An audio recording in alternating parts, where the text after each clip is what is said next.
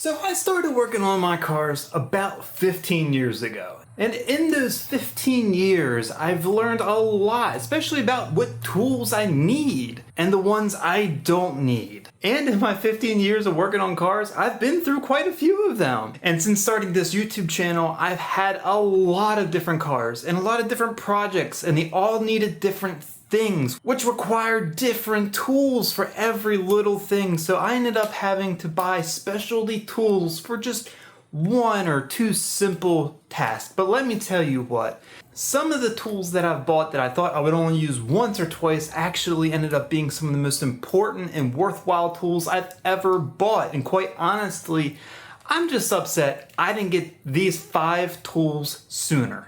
Alright, before we get started, I want to go ahead and say that this is not like a definitive list. This is just more or less from what I experienced. And quite honestly, this isn't even all the tools. I could add more. I may add a few more in the end of the video, but top 5 always looks good for the algorithm. So that's what we're going to do. And some of these tools I just gotten recently for some projects I've been working on behind the scenes. And yeah, they've made life a whole lot easier. I just wish I would have bought them sooner. So with all that out of the way, let me go ahead and start with the newest tools and some of my favorite that I got so far, which makes working with sheet metal a whole lot easier and safer. And typically when cutting sheet metal, most of us go straight for the angle grinder and a cutoff wheel.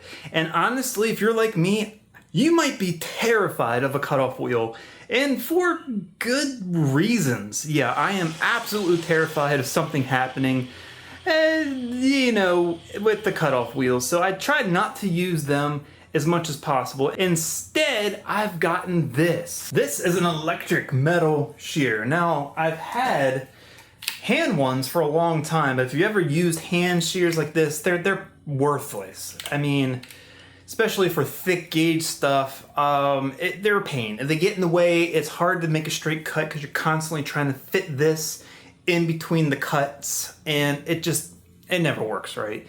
This, on the other hand, this allows me to get smooth, straight, and easy cuts on most sheet metal, anything you're going to use in an automotive application pretty much.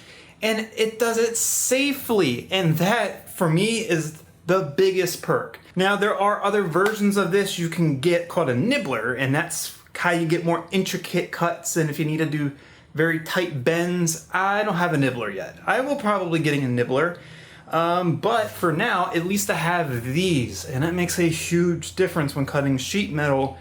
Something I wish I had a long time ago, because it would have made some of my projects a whole lot easier, especially when doing custom work. Now for the next tool, also great for sheet metal, something, yeah, I wish I got a whole lot sooner, especially when I was working on the Mustang, the EcoBoost Mustang, and when I was installing the auxiliary fuel system, because in the trunk where it is thin sheet metal, where I installed the tanks and all the different things and the pump, basically all I did was take a bolt like this, drill a hole, and sandwich it between the sheet metal and made studs. But that wasn't the best way of doing it. It's just the only way I knew how to do it with what I had at the time, because I didn't have this tool right here. Now, what is this? You might be familiar with a riveting tool. Actually, I do have a regular pop rivet version of this that I've had for a while, but I never had this. And what is this? This is called a nut setter.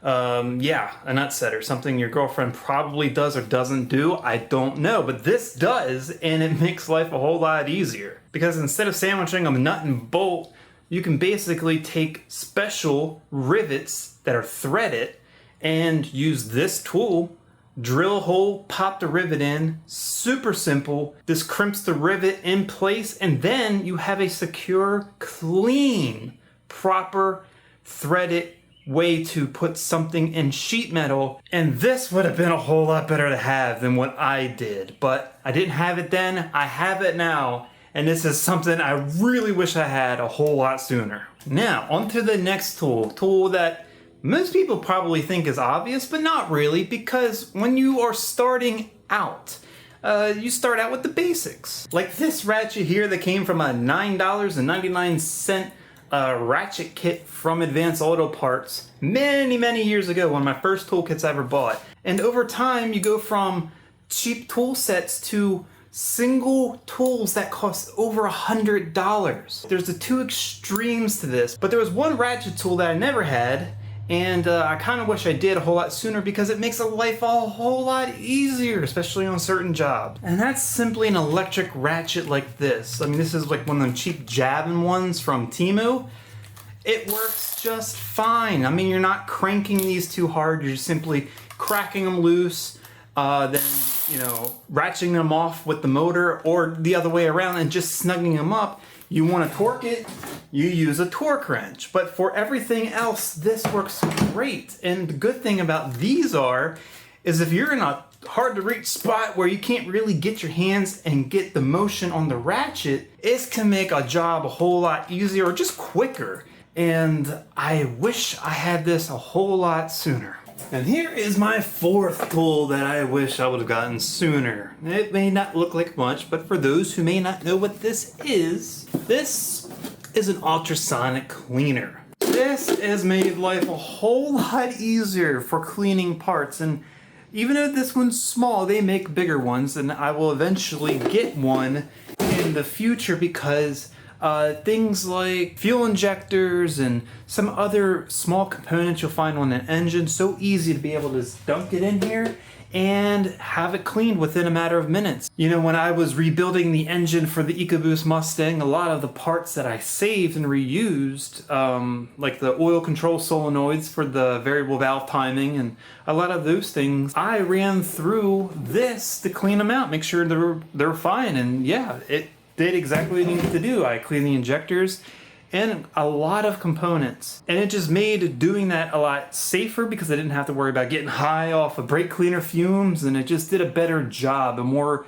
thorough job of properly cleaning certain parts and small parts. And it is definitely a tool I wish I had bought a whole lot sooner. Now, the last tool I'm going to talk about is something most people probably don't even think of, and I put this on the list because it is something I've used a lot, and quite honestly, I don't see myself doing it any other way. Because when I first started working on cars and I had to change spark plug as well, first of all, I never realized you have to gap them. And then I started learning about proper spark plug gap, especially performance applications. I used to do what probably many of you did, or maybe still do, and that's basically take a simple gap tool like this, pry open the gap, and if it's too big, take the spark plug and tap the electrode to get it back down. And it works, but there's definitely a better way of doing it. That's when I purchased one of these. You can get these pretty much anywhere. This is something I got off eBay. Some little shop made these with like a CNC machine, but it works all the same. And depending on the type of spark plug, you may need to get multiple ones because thread sizes are different. But when I had my Fords, they all pretty much used the same thread size. And this is what I use to gap them. You simply thread the spark plug in, you put a feeler gauge in between the electrode and ground strap, you crank this little thing down until it's snug, and then kind of check it again. I usually like to give it a little extra bump on the ground strap to set the gap just right, because it kind of always springs back a little bit. This tool here made setting spark plug gap so much easier, and I really wish I would have gotten this a whole lot sooner than I did. Now, if there was going to be a number 6 to this list, it has to be this right here. I absolutely love this tool. Now, it is not the best quality, I will admit. This also came from Temu, and there are better options. Actually, Project Farm not long ago just made a video comparing a bunch of these, and a few of those I'm definitely eyeing up as a replacement for this. But either way, even just a crappy basic one of these is still better than not having one at all, because it just makes it so easy to see in places you can't normally see, especially inspecting the inside of an engine. Oh, I love using this to see how everything looks, how each cylinder looks. And this is a tool that I really do wish I would have gotten a whole lot sooner. I'm glad I have one. I'm definitely going to upgrade to a better one. And yes, definitely a must-have if you ask me. And I will probably always have one or two of these laying around. And even with that, I still have a bunch of small little tools that, yeah, I'm glad I have. They have made life easier, but they're still basic, like special pliers or something. You would be surprised at how many tools you really could have when you start working on so many different things. You know, as the old saying goes, always use the right tool for the job, and the right tool will make the job easier. Not always what you think is the right tool is indeed the right tool. Sometimes the right tool is just no more than a very specific or slightly different version of something you'll already have. People who get paid by the hour to do work, you need to have the right tool. People like me or yourself who's just doing projects in your garage, the right tool isn't always necessary, but it damn sure helps. Because no one likes spending a whole weekend cussing and busting knuckles when you could have done it the easy way. But for the most part, that is all the tools that I wish I would have gotten sooner, and some that I did get sooner and I still use because they're just that good and doing what they need to do. Otherwise, it's going to wrap it up here for the video. If you liked the video, please give it a thumbs up, share with everyone you know. If you want to see more content like this and you haven't already, go ahead and subscribe to the channel. Keep a lookout for next Karz Created video.